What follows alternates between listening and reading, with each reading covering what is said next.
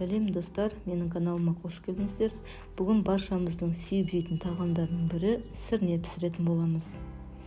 Оған қажетті заттар: картоп, ет, қой еті немесе сиыр еті де жарайды, қырыққабат, пияз, тәтті болгар бұрышы, жартылай ащы бұрыш, сәбіз, қызанақ, сарымсақ және күрдік, яғни құйрық май. Бірінші картопымызды маринадтап аламыз. Маринадтағанда біз қалауымызша маринадтаймыз. Егер маринад қажет болмаса, ол өзіңіздің қалауыңызша. Менің маринадтаған себебім, піскеннен кейін картопымыздың түрі қызарып әдемі болып тұрсын деп маринадтадым. Етіміз маринадтаймыз. Ол үшін татымына қарай тұз, паприка және қара бұрышымызды қосып маринадтап аламыз. Маринадталған күйінде 20 минутқа қойып қоямыз. Бізде етімізде, картопымызда маринадта тұрды. Енді қазанымызға салатын боламыз. Қазанымызға бірінші күрдігімізді саламыз. Оның үстіне етімізді салып, қатты отта 15 минут қуырып аламыз.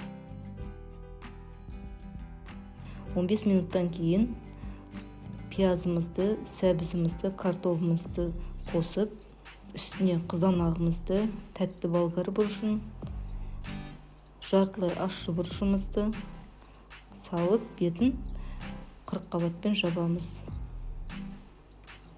Осы күйінде астын жай отта 2,5 сағатқа қойып қоямыз. Қазанымызға тамағымыздың үстіне ешқандай су құймаймыз, себебі ішіндегі майы жетеді. Өз майына қуырылатын тағам. Енді гүлханымызды пісіреміз. Бізге қамырына 300 грамм ұн, 2 жұмыртқа және татымына қарай тұзын салып, жұмсақ қамыр елеп аламыз.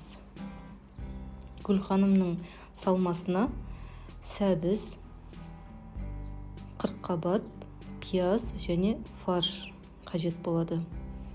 Керекті мөлшерде алып, татымына қарай тұзымыз бен қара бұрышымызды салып, салмасын дайындап аламыз.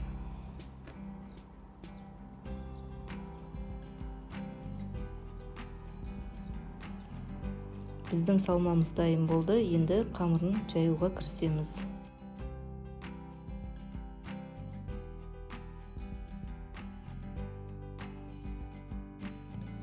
Қамырымызды орташа жұқалықта жайып аламыз. Видеода көрсетілгендей кесіп, салмасын орналастырамыз. Салмасын орналастырғаннан кейін рулет секілді орап, қазанымызға саламыз.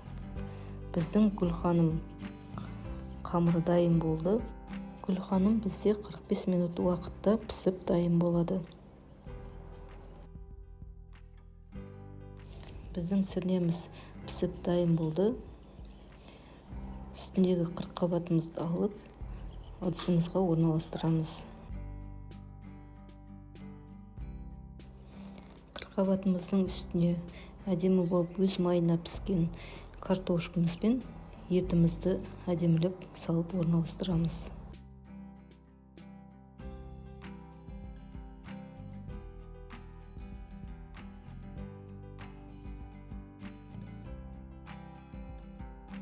Осы аралықта біздің гүлханым тағамымызда дайын болды пісіп. Сол сірнеміздің үстіне гүлханымызды орналастырамыз және дастарханға ұсына беруге болады. Жасап көрулеріңізге кеңес беремін. Ас болсын. Менің каналыма тіркеліп кетіңіздер. Менімен бірге болғандарыңызға көп рахмет.